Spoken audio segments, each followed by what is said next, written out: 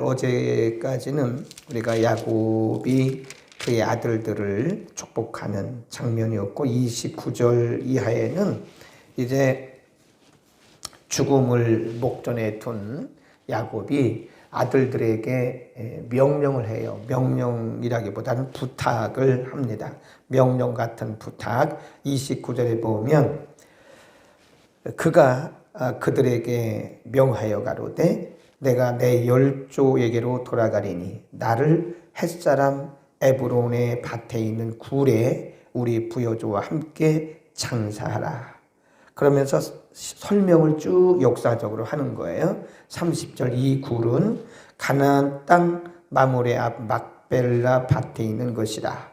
이게 쭉 설명을 하고 31절에 보면 아브라함과 그 아내 사라가 거기 있고 또 이삭과 그 아내 리브가도 거기 있고 또 나도 레아를 그곳에 장사하였더라. 그래서 쭉 설명을 해요. 내가 죽거든 나의 시체를 메어다가 이 애굽 땅에 장사하지 말고 멀죠. 사실은 애굽에서 가나안까지 가는 거리가 굉장히 멉니다. 근데 거기까지 내 시체를 메어다가 꼭 그 막벨라 굴에 그 햇사람에게서 산 그 굴에다가 내 시체를 매장하라. 그리고 33절에 보면 야곱이 죽어요. 그 야곱이 참 그 죽기 전에 행한 일들을 통해서 우리가 굉장히 많은 것을 배워요. 사람은 엔딩을 잘합니다. 엔딩이란 말은 마감. 비행기로 말하면 랜딩, 착륙. 죽을 때 잘 마감을 해야 됩니다. 그러니까 야곱처럼 죽기 전에 아들들에게 신앙전수 다 하고요.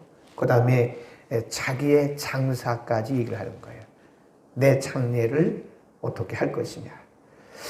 그러면서 17년 동안을 애굽에서 살았다고 그랬잖아요. 17년 동안을 애굽의 그 고센 땅이라고 하는 곳에서 살았는데 그 아무데나 못 치면 어떻겠어요. 그런데 야곱이 왜 가나안 땅을 고집하는가 그 이유를 알아야 됩니다. 물론 아브라함도 거기, 그 다음에 자기 아버지 이삭도 거기, 그 다음에 뭐 자기도 거기, 그런 어떤 전통적인 뭐 가족묘 그런 차원이 아닙니다. 그런 차원이 아니에요. 지금 이 야곱은 어떤 뭐 가족들이 모이는 곳에 뭐 죽은 사람이 가족들이 모인지 그걸 어떻게 알겠어요. 근데 가족묘 이런 개념이 아니고 지금 야곱은 하나님의 약속을 기억하는 거예요. 우리 기억하세요? 성경은 잘 이렇게 맥을 이어가면서 공부를 해야 돼요. 맥을 이어가면서 봐야지 한 부분만 보면 안 됩니다. 야곱이 66명의 가족들을 다 끌고 이제 가나안을 출발하잖아요. 가나안을 출발해서 부엘세바라고 하는 곳에 이르러서 거기서 하나님 앞에 예배를 드렸어요. 희생제사를 드렸어요. 근데 그 밤에 46장 2절에 보면 바로 그 밤에 하나님이 야곱에게 나타나셨어요. 야곱아, 야곱아, 나는 하나님이다. 내가 애굽으로 내려가는 것을 두려워하지 마라. 내가 너와 함께 할 것이고, 펴보세요. 46장 2절, 3절, 4절까지 읽습니다. 46장 2절, 3절, 4절까지 시작. 밤에 하나님이 이상 중에 이스라엘에게 나타나시고 불러가라사대 야곱아 야곱아 하시는지라. 야곱이 가로되 내가 여기 있나이다 하매 하나님이 가라사대 나는 하나님이라 내 아비의 하나님이니 애굽으로 내려가기를 두려워 말라. 내가 거기서 너로 큰 민족을 이루게 하리라. 4절 내가 너와 함께 애굽으로 내려가겠고 너를 인도하여 다시 올라올 것이며 요셉이 그 손으로 내 눈을 감기리라. 그때 하나님이 브엘세바에서 희생제사를 드린 후에 이상중에 야곱에게 나타나셨어요. 사실 애굽에서 무슨 일을 당하는지 야곱이 모릅니다. 사실 미래가 불투명해요. 근데 하나님이 말씀하시기를 내가 너와 함께 갈 거다. 내가 너와 함께 할 것이고 내가 정녕 다시 이 땅으로 돌아올 것이다. 그런데 너의 아들 요셉이 너의 눈을 감기리라. 그 말은 너의 임종을 잘 준비할 것이다. 그것까지 말씀하신 거예요. 지금 야곱이 가나안 땅을 그렇게 고집하는 것은 가족묘를 그거를 생각해 그런 차원이 아니라니까요. 하나님의 약속을 믿은 거예요. 17년 전의 이야기예요. 17년 전에 하나님께서 이상중에 나타나셔서 내가 다시 이곳으로 돌아오리라고 하는 그 말씀을 그 약속을 기억한 거예요. 그러니까 우리는 신앙은 늘 제가 강조하지만 자신의 감정을 의지하면 안 됩니다. 감정은 굴곡이 심해요.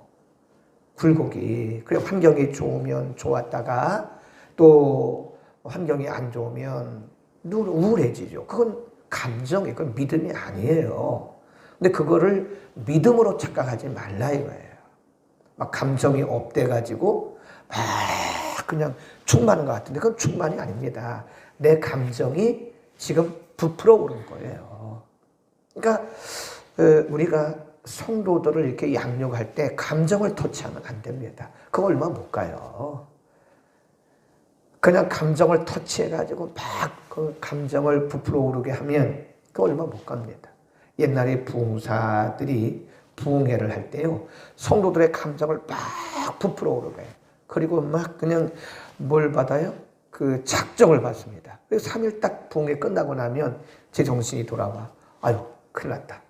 내 현실은 이거 아닌데 나도 모르게 막 그냥 감정이 업돼가지고 그때 믿음으로 작정한 게 아니라 내 감정이 업돼가지고 부풀어 올라가지고 그때 그냥 작정해버린 거예요. 정신 차리고 나니까 아이고 이거 아니네. 그래서 교회를 떠나는 사람도 많았고요. 옛날에 시험 든 사람도 많았어요. 그래서 그렇게 하면 안 되고 말씀으로 그들의 이성에게 말씀을 그들의 이성에게 전해야 됩니다. 말씀은 이성으로 받는 거예요. 우리의 영으로 받는 거예요. 영으로. 그러니까 어떤 때는 우리가요 아주 냉철한 이성을 가지고 말씀을 받을 필요가 있는 거예요. 감정이 아니라. 그래서 정말 건강한 신앙은 감정이 아닌 말씀입니다. 지식도 아니에요. 지식적으로 우리가 말씀을 아는 것도 위험합니다. 그건 머리로만 아는 거예요. 액션이 없어요. 행동이 없어요. 그러니까 하나님의 말씀을 붙들어야 돼요. 누가 무슨 얘기를 해도 말씀을 붙드는 거예요. 네. 어제 불변의 진리 그리고 기준은 말씀이라 입니다. 아멘. 말씀. 그러니까 야곱이 왜 그렇게 저렇게도 가나안 땅을 고집했냐? 바로 그때 하셨던 하나님의 말씀을 기억하고 그 말씀을 믿었던 겁니다. 아멘. 우리는 말씀을 믿어야 돼요. 말씀을 기억해야 돼요. 그리고 항상 하나님께서 그날 우리에게 주시는 레마가 있잖아요. 레마. 그걸 기억하셔야 돼요. 야곱은 17년 전에 이상중에 나타나셔서 하셨던 말씀을 그걸 기억하고 그걸 붙들고 있는 거예요, 지금. 응? 그러니까 그날 우리에게 감동으로 주시는 말씀으로 은혜 받고 또 어떤 말씀들은 우리의 마음속에 깊이 새기고 그걸 붙들어야 됩니다. 누가 무슨 얘기를 해도 흔들리지 마세요. 아멘. 그 다음에 이제 준비를 죽었잖아요. 숨이 멎고 이제 돌아갔어요. 그 열조에게로 돌아갔더라. 50장 1절에서 3절에 보면 요셉이 얼굴을 굽히려 입 맞추고 그 의사들에게 그 수종 의사들에게 명하여 향 재료를 넣고 3절 40일이 걸렸다. 그것은 그 나라 그 당시의 장례 문화입니다. 그리고 70일 동안 그를 위하여 곡하였더라. 참 오래도 걸렸어요. 네. 40일 동안 준비하고 뭐 70일 동안 그를 위하여 곡했다. 그 기간이 전체가 이제 70일인데 2달 여러를 그렇게 거기 하다가 그다음에 이제 곡하는 기간이라고 그래요. 그때를 요셉이 바로의 궁에 기별하면서 이렇게 말합니다. 우리 아버지가 돌아가셨는데 내가 아버지의 시신을 모시고 우리 고향으로 가겠다. 바로에게 애굽 왕에게 그렇게 얘기를 하니까 애굽 왕이 그렇게 해라 그래요.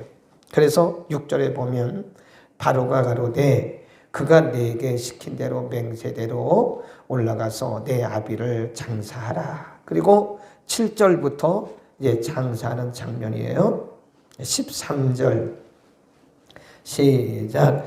그를 가나안 땅으로 메어다가 마물의 앞 막벨라 앞 굴에 장사하였으니 이는 아브라함이 헷족 속 에브론에게서 밭과 함께 사서 소유 매장지를 삼은 곳이다. 그리고 14절 요셉이 아비를 장사한 후에 자기 형제와 호상꾼과 함께 애국으로 돌아. 이거 굉장히 중요한 겁니다. 요 내용만 보면요, 여기서 중요한 하나님의 의도를 못 찾아요. 그러니까 성경을 꼭 이렇게 강해를 들어야 알아요. 그냥 읽어가지고는 이게 그건 장사 지낸 거지 애국으로 갔다 왔네 이 정도인데 그게 아니에요. 정말 놀라운 의도를 여기서 우리가 발견할 수 있습니다. 우리가 이제 그 46장에서 공부를 했는데 그때 이 가나안에 있던 야곱의 식구 66명 그리고 이미 애굽의 총리가 있던 요셉과 아내와 에브라임 무세 그 므낫세 4명이잖아요.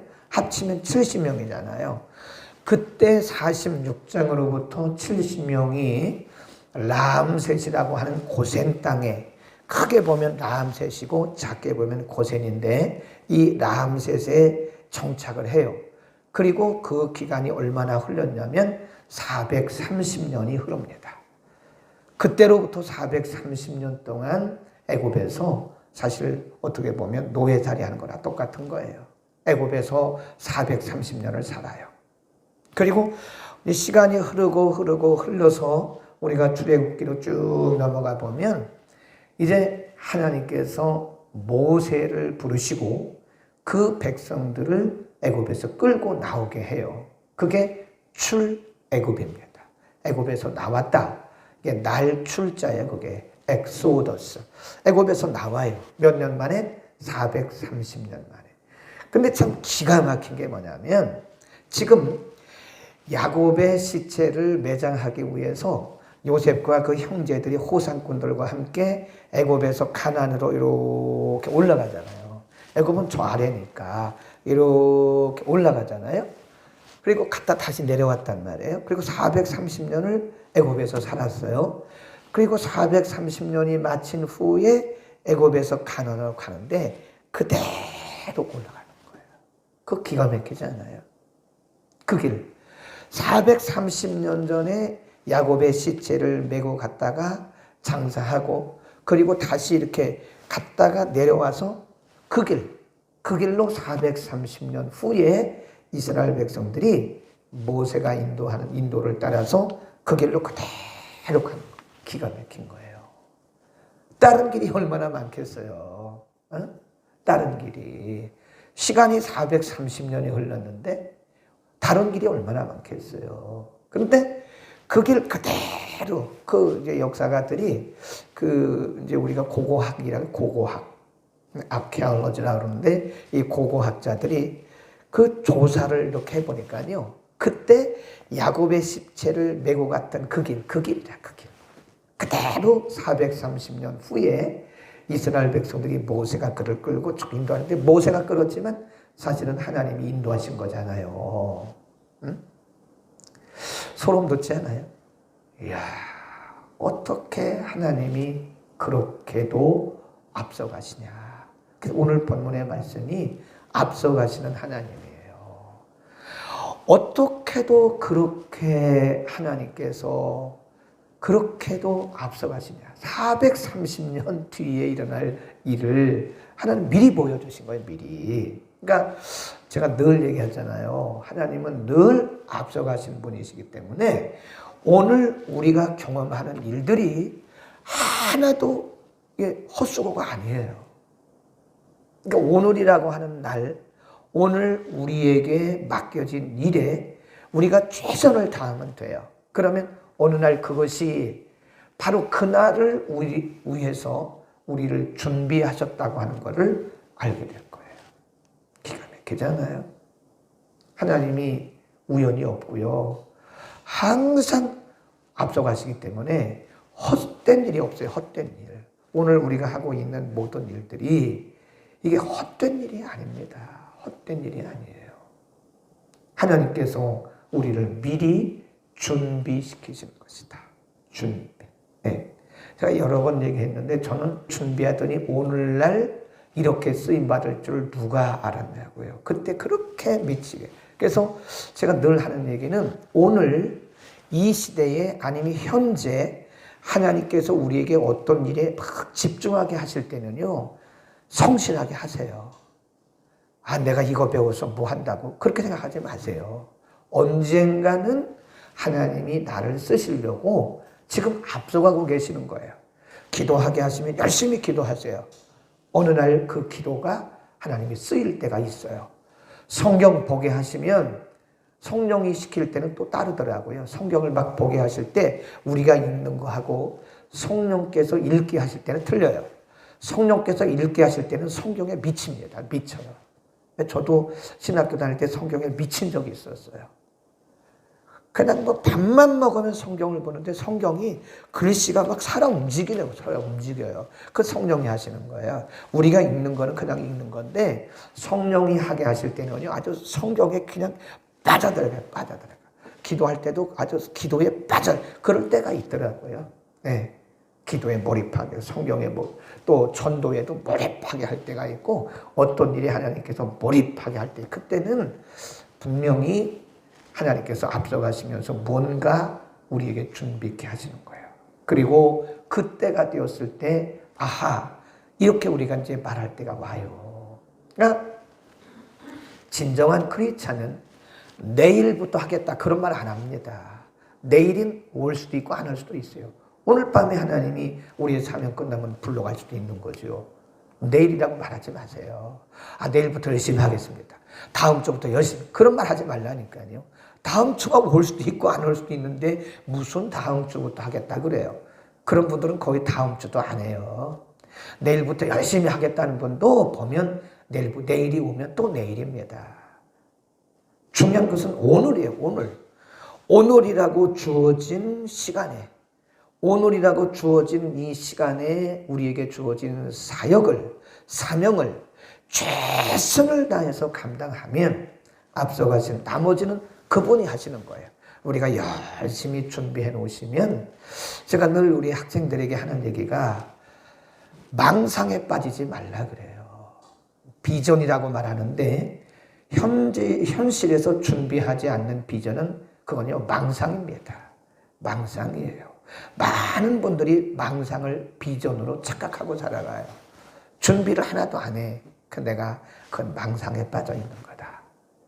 물론 비전일 수도 있지만 비전과 망상을 착각하면 안 됩니다. 진짜 비전을 가진 사람은 오늘 준비합니다. 하나님은 우리가 준비하신 대로 쓰세요. 준비된 것만큼 쓰십니다. 준비된 것만큼. 그래서 준비된 자를 쓰세요. 그러니까 열심히 기도하세요. 오늘 하나님이 나를 쓰시려고 하는데 그 기도가 나를 쓰시는 거예요. 쓰게 하시는 거예요. 열심히 성경 보게 하실 때는 성경 보세요. 열심히 전도하실 때는 전도하게 하시면 열심히 하세요. 뭔가를 우리에게 하나님께서 열심히 하게 그 마음을 주실 때는 하세요. 그러면 언젠가 하나님이 우리를 쓰십니다. 참 기가 막힌 일이에요. 430년 뒤에 일어날 일을 어떻게 하나님 미리 경험을 하게 하시나 이거예요. 참 아무리 생각해도 하나님은 몇백 년, 몇십 년, 몇 년을 우리보다 앞서가시는 하나님이다. 아멘. 우리는 하나님을 바라보면서 오늘을 충실하게 살아가야 돼요. 괜히 망상에 빠져가지고 그걸 비전이라고 착각하지 말고 오늘이라고 하는 날에 오늘이 주어진 시간에 최선을 다해서 무엇이든지 우리가 하다 보면 하나님의 때에 하나님께서 준비되어진 우리를 부르십니다. 어떤 때 보면요, 하나님이 막상 쓰시려고 하면 준비가 안 돼 있는 거예요, 이게. 물론 준비가 안 됐어도 하나님이 쓰시기는 쓰시는데 기간이 짧아요. 용도가 깊지가 못하더라고요. 준비된 그릇들은요, 쓰시는 기간이 길어요. 얘기를 잘 알아듣기를 바라요. 예, 준비된 그릇들은 하나님이 쓰시는 시간도 길고 유용하고 그리고 정말 하나님의 때에 요긴하게 쓰임받는 거예요. 그런데 그냥 망상에 빠져가지고 준비되지 않은 사람들은 그날이 왔을 때 하나님 앞에 드릴 게 없고 그날이 왔을 때 요긴하게 쓰임을 받지 못해요. 기도하겠습니다. 은혜를 베푸시는 거룩하신 우리 아버지, 오늘 우리는 야곱이 하나님의 약속을 붙들었던, 그렇게도 자신의 시체를 가나안 땅 막벨라 굴에 장사하라고 말했던 것은 하나님의 약속을 적어도 17년 전에 그에게 주셨던 하나님의 약속을 붙들었기 때문인 것을 오늘 공부했습니다. 세상에 들려오는 이런저런 소리에 귀를 기울이지 말게 하시고 오직 하나님의 약속, 불변의 하나님의 말씀을 붙드는 말씀 중심의 믿음을 우리에게 허락하여 주옵소서. 하나님, 전능하신 하나님을 믿게 하시고 하나님은 적어도 430년 후에 일어날 일을 요셉과 그의 형제들에게 경험시키신 것처럼 우리 인생도 하나님이 앞서가심을 믿습니다. 오늘 주어진 일들을 우리가 충실하게 감당하게 하시고 하나님의 때에 정말로 요긴하게 쓰임받는 하나님의 신실한 그릇들이 되게 하여 주옵소서. 오늘도 말씀 듣고 결단한 모든 주의 백성들, 하루하루 신실하게 말씀 붙들고 승리하는 주의 백성들 되게 하옵소서. 예수 그리스도의 이름으로 기도드립니다. 아멘.